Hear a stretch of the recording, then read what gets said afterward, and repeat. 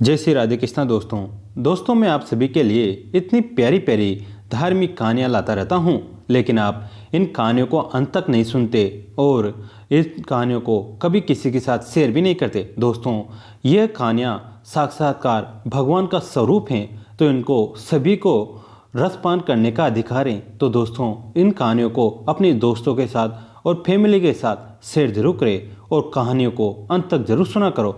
दोस्तों प्राचीन काल में गोदावरी नदी के किनारे वेदधर्म मुनि के आश्रम में उनके शिष्य वेद शास्त्र आदि का अध्ययन करते थे। एक दिन गुरु ने अपने शिष्यों की गुरु भक्ति की परीक्षा लेने का विचार किया। सत शिष्यों में गुरु के प्रति अटूट श्रद्धा होती है कि उस श्रद्धा को नापने के लिए गुरुओं को कभी कभी योग बल का भी उपयोग करना पड़ता है। वेदधर्म मुनि ने शिष्यों से कहा, हे शिष्यों, अब प्रारब्ध उस मुझे कोढ़ निकलेगा, मैं अंधा हो जाऊंगा, इसलिए काशी में जाकर रहूंगा।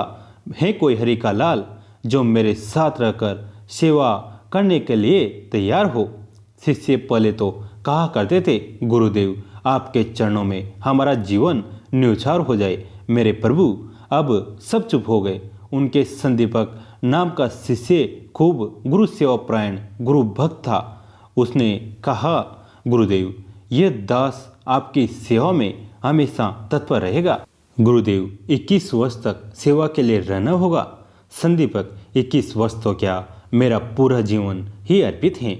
गुरु सेवा में ही इस जीवन की सार्थकता है। वे धर्म मुनि एवं संदीपक काशी में मणिकर्णिका घाट से कुछ दूर रहने लगे।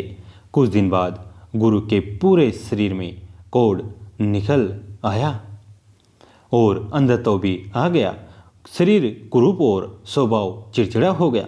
संदीपक के मन में लेस मात्र भी शोभ नहीं हुआ। वह दिन रात गुरुजी की सेवा में तत्पर रहने लगा। वह कोढ़ के घावों को धोता, साफ करता, दवाएं लगाता, गुरु को नहलाता, कपड़े धोता, आंगन बुहारता, भिक्षा मांगकर लाता और गुरुजी को भोजन कराता। गुरुजी गाली देते, डांटते, तमाचा मार देते, डंडे से मारपीट करते और विविध प्रकार से परीक्षा लेते, किंतु संदीपक की गुरु सेवा में तत्परता व गुरु के प्रति भक्तिभाव अधिकाधिक गहरा और प्रगाढ़ होता गया।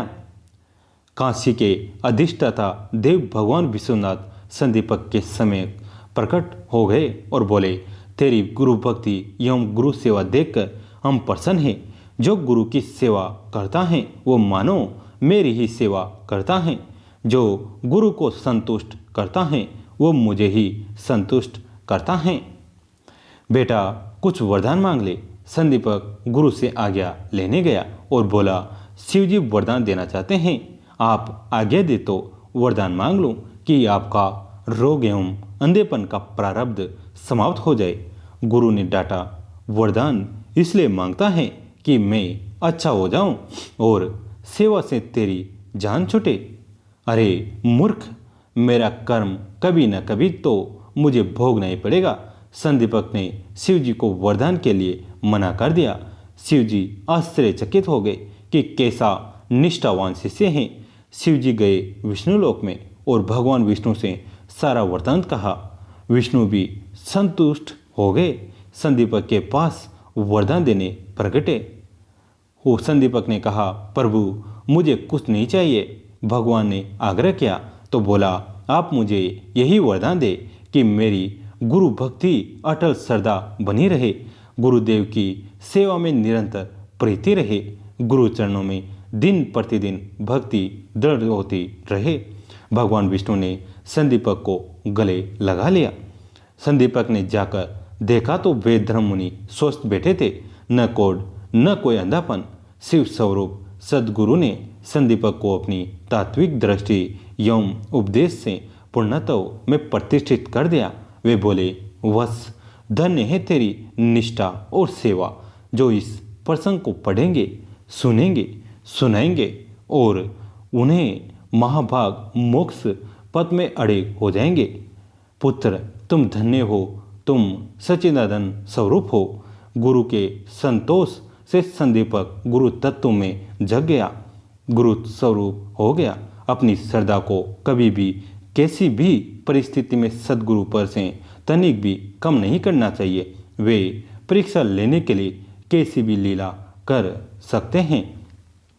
गुरु आत्मा में अचल होते हैं, स्वरूप में अचल होते हैं, जो हमको संसार सागर से तार कर परमात्मा में मिला दे। जिनका एक हाथ परमात्मा में हो और दूसरा हाथ जीव की परिस्थिति में हो, उन महापुरुषों का नाम ही सद्गुरु होता है। दोस्तों, कैसी लगी ये कथा कमेंट में ज़रूर बताएं। वीडियो को लाइक करें, चैनल को सब्सक्राइब करें, घंटी के बटन को दबाकर ऑल पर क्लिक करें। दोस्तों, इस कथा को अपने दोस्तों के साथ, फैमिली के साथ शेयर जरूर करें। दोस्तों, इस कहानी को सभी के साथ शेयर करें ताकि इस कहानी का सभी आनंद ले सके और भगवान का जो रस पाने वो सभी पान कर सके।